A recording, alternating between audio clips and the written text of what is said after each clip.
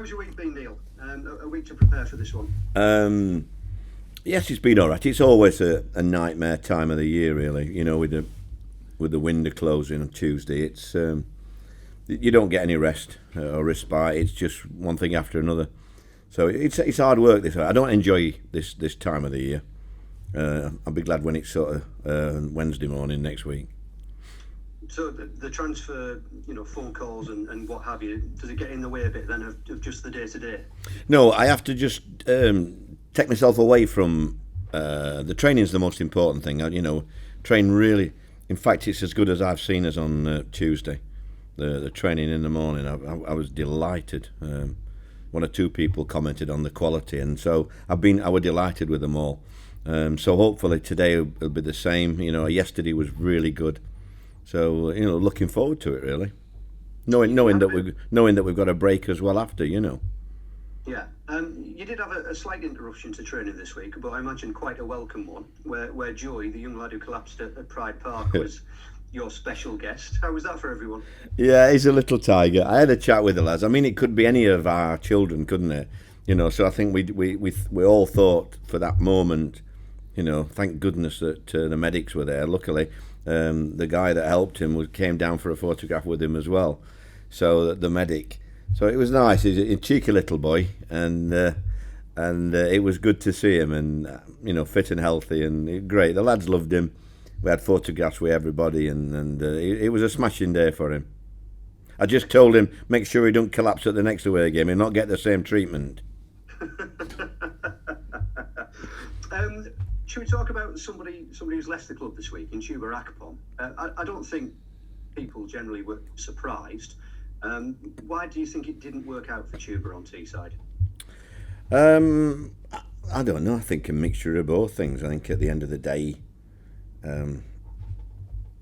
he didn't show enough during the games to warrant him getting a place really, and you've got to play games to get yourself fit, etc. And I never really thought he deserved a run of games, because whenever I used him, he didn't perform, and it's one of those things that I spoke to him, and I think we all agreed that he'd best to go, and I think he's quite happy to go back there. So it's obviously freed up a bit of wages, I imagine, but also there's a space in your squad that I imagine you'd quite like to fill, wouldn't you? So is Andres Farrar going to be that replacement then? Is there any movement? Well, I hope so. I mean, we're still waiting for confirmation of everything. Would be nice to think he is, but until it's confirmed, as you've seen with other targets, you can't really talk about them until they're actually your players. So many things go wrong. Would you be referring to Mitchell van Bergen there then, because that one appears to have gone awry a little? Well, I mean, he's signing for Rems, and I think that's all we can say really. He's not coming with us, so it's pointless wasting time talking about him. Is this quite common? What you've gone through the last 2 or 3 weeks with just struggling to get these deals over the line. I mean, obviously every transfer window, everybody's excited by who's coming in and going, but is this just par for the course for you? Well, I don't think I've probably experienced more difficult periods since I've been here, but that's how it is. You've got to cope with them as a manager. You win some, you lose some, and that's how we've gone about things. Why has it been so difficult then?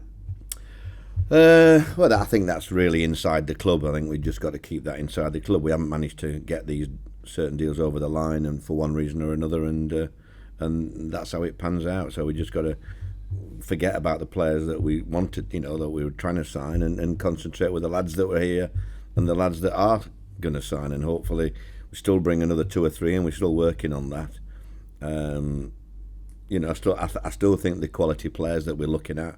And it would be great to, because if we do get 2 or 3 injuries, as we have had, we're still very thin on the ground. But it's lovely to see people like Isaiah Jones come through and take a place which was, we would have really struggled without the lad. When you look at the numbers that we've got. Tav's had no reaction. He trained yesterday. They didn't train earlier on in the week, 2 or 3 of them, because they had knocks and a little bit of illness here and there. One of the staff had COVID, but fortunately they're all negative today. So we have had a bits of, but I think every club's going to go through the same at this stage. We just get tomorrow out of the way and then have a look at the squad after Tuesday and see where we are really.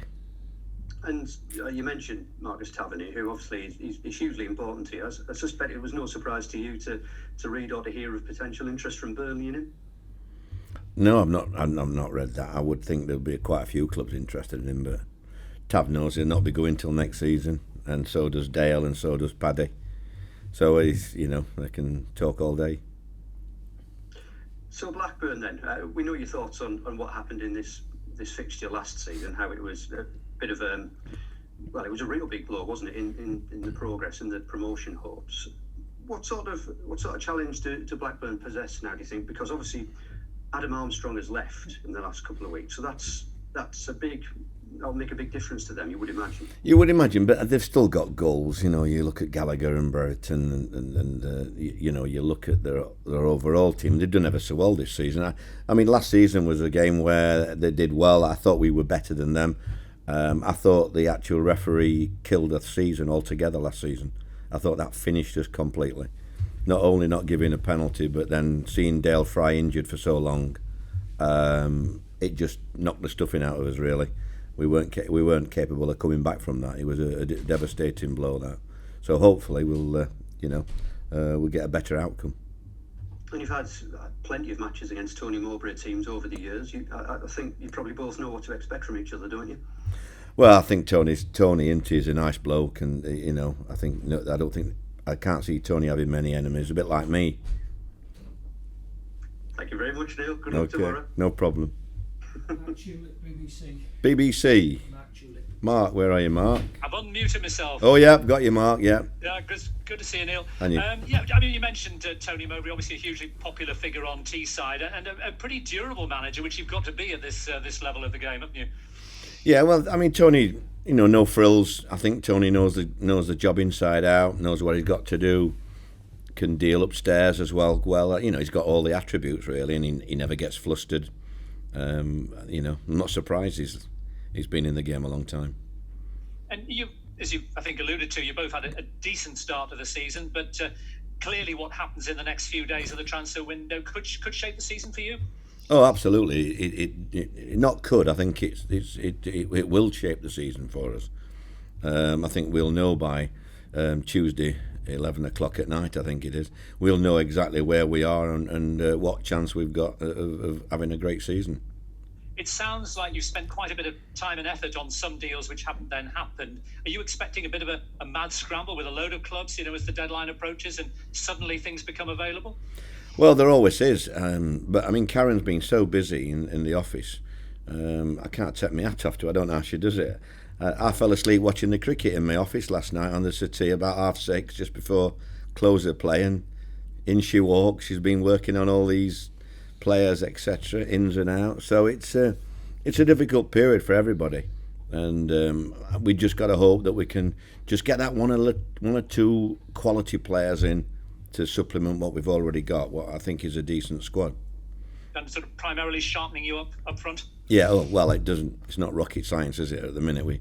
You saw on Saturday at Derby when you looked at the bench, no disrespect to Josh, we finished with Josh and Isaiah, who, 3 months ago would never been anywhere near our thoughts, if I'm honest. But, that's how it is, and you've just got to, you dealt your cards and you have to, play them and just get on with it.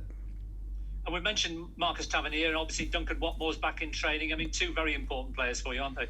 Yeah, Duncan trained yesterday. First time he trained really fully yesterday. So I haven't seen if he's had any reaction or not today. I didn't really want to risk him before the international break because I thought it would definitely recover with that period. But we'll have to see how he is. I mean, I didn't think Tav would play last week, if I'm honest, but I ended up playing him and risking it with risking the wrath of is it wrath or wrath? I don't know. The wrath of the medical department. But fortunately, it came off that. Just a final one from me. You've got the international break coming up. I suppose you're looking at some players who perhaps you may not want to risk. I mean, people like Matt Crooks. I mean, how are you sort of judging the international break in terms of whether you sort of hold players back until afterwards to make absolutely sure they're firing. Well, I don't think we have much choice. I mean, if you look at our squad, I think the ones that are fit are playing.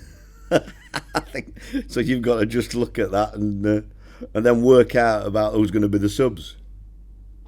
Cheers, Neil. Good luck. No problem. Simon from Time Team. Simon. Hi Neil, I've just got a couple. You've been speaking about the transfer market. Is it a bit of a frustration to you that sort of one way or another it feels a bit like you've been down to the bare bones for like 6 months? Well, I don't think it's been 6 months. I think we had numbers last year, but you look at the players that left the club. There were quite a lot of attacking options, but even though the big name players didn't really play to the potential, never came to the fruition, So we've always been struggling for goals. But when it's a mixture really. I mean, last week was the first clean sheet in 12, 13 games. So you can't have it both ends. You've got to defend well to get results in this league, and then I think we will score goals. I think Matt's give us something else. I think Uch has done really well so far this season. But we haven't got anything as backup to those players really. So that's where we're looking in the window to see if we can get a few more goals into the club. You mentioned that transfer deadline day is not your favourite day. What is it about it? Is it the uncertainty, the hassle? Well, it always seems to be the last minute, and nowadays it was worse for me at Cardiff because Cardiff you had to have international clearance as well, with it being in Wales, so it was a nightmare. Whereas here, Karen's got a finger on the pulse, and Laura, they're brilliant. I just sat in the back of their office last year and just watched them, and it was amazing. I don't know how they got everything done. The timing and everything, because it is the last minute job, and like we took Cabano, I think I spoke to the Fulham owner Tony Khan about an hour before deadline closed, and I asked him, come on, let me put him in the shop window, he'll make him a good player for you, and that's when they let us have him, on a realistic figure really. It was a lot less than what we were going to play, so things like that crop up on deadline day when you're not expecting them. So we'll just have to wait and see about that. And last one, just back to young Joey's visit. I mean, obviously for yourself as a parent and that sort of thing, you've probably got a better understanding of it, and thank God it had a happy ending. But for like some of the squad and the younger lads, do you think it was sort of in a way might be helpful for them to sort of see a bit of real life around the training ground as well? Yeah, I don't think it does any harm with the lads, and to be fair, we've got a great bunch. I just told them beforehand who he was, because he was over at the side of the pitch with his mum and his mate, and they just welcomed him on board. We had a massive photograph together and a laugh and a joke, and everybody's the married lads have got kids, etc., and so you do feel that it could happen to anybody, and I think that's why you grasp it really. I think one or two lads will have gone home and give the kids a cuddle. Because of that situation, you've got to grasp every minute, haven't you, really?